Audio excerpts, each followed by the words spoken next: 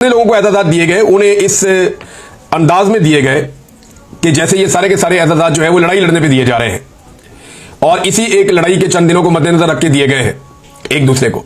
और तमगे बांटने का क्राइटेरिया क्या है कि जिसकी शक्ल और जिसका काम पसंद है। यानी इक्का दुक्का लोगों को ठीक भी मिले, ऐसा नहीं है कि सबको ही बुरे मिले।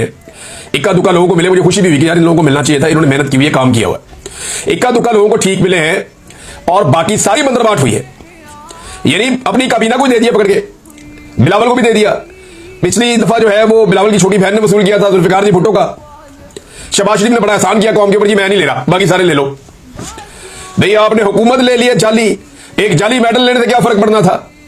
जाली हुकूमत लेने वाले आदमी को क्या फर्क पड़ता है अगर एक जाली मेडल भी वो ले ले तो? जैसी हुकूमत जाली वैसी मेडल जाली। जितने टाउट से उनको बुला बुला कर उनको मेडल बनाए जा रहे इक्का दुक्का को छोड़ के। पहले ये होता था कि इक्का दुक्का सिफारशी शामिल कर दिए जाते थे, एक दो तीन लोग ऐसे ही बीच में ना डाल दिए जाते थे कि चलें अपना बंदा इसको अकोमोडेट कर दें, एस्टेब्लिशमेंट का आदमी है, फलाना बंदा इसको अकोमोडेट कर दें। पहले ये होता था, लेकिन ज्यादातर अवार्ड जो है वो मेरिट के ऊपर मिलते थे और बाकायदा कमेटी फैसला करती थी, एक एक चीज को देखकर फैसला होता था।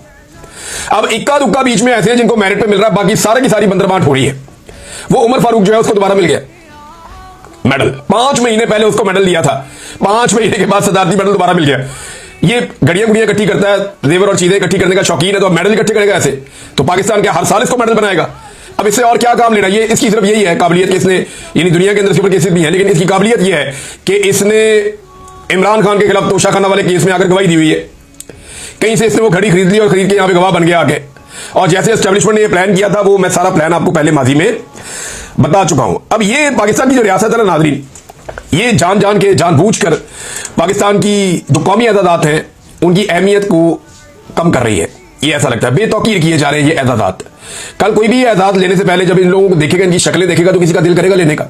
तो यार इनके साथ खड़े होकर मैंने ये एजाज़ लेना है तो मुझे क्या फायदा ये एजाज़ लेने का? टाउट्स को एजाज़ मिल रहे हैं, पसंद और नापसंद की बुनियाद के ऊपर एजाज़ात दिए जा रहे हैं। पाकिस्तान में बेशुमार ऐसे सहाफ़ी भी हैं, ऐसे लोग हैं जो मुस्तहिक हैं और जिनको मिलना चाहिए ये एजाज़। मैं उन्हें जानता हूं, जाती तौर पर जानता हूं, मुझे पता है कि इन्हें मिलना चाहिए।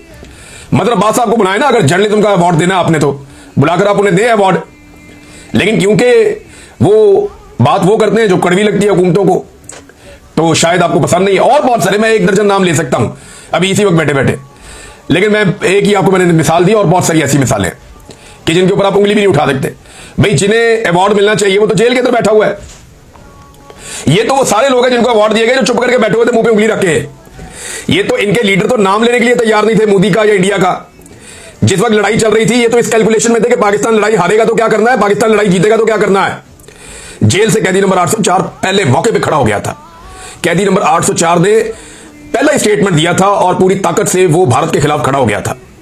हालांकि देखें, पाकिस्तान तहरीक इंसाफ हो या वो लोग जो जुल्म और फसादियत का मुकाबला कर रहे हैं गुज़िश्ता 3 साल से, पाकिस्तान की मिलिट्री एस्टेब्लिशमेंट से उनको शदीद शिकवे और गिले, उन्हें मार पड़ी, जुल्म हुआ, जबर हुआ, फसादियत हुई, उनको जो है बहुत नुकसान पहुंचाया गया। और यही जिन इदारों की उन्होंने सपोर्ट की इस जंग में, उन्हीं इदारों के सरबराहान ने उनके खिलाफ फैसले किए और उन्हें नुकसान पहुंचाया, लेकिन इसके बावजूद वो पाकिस्तान के लिए साथ खड़े हुए।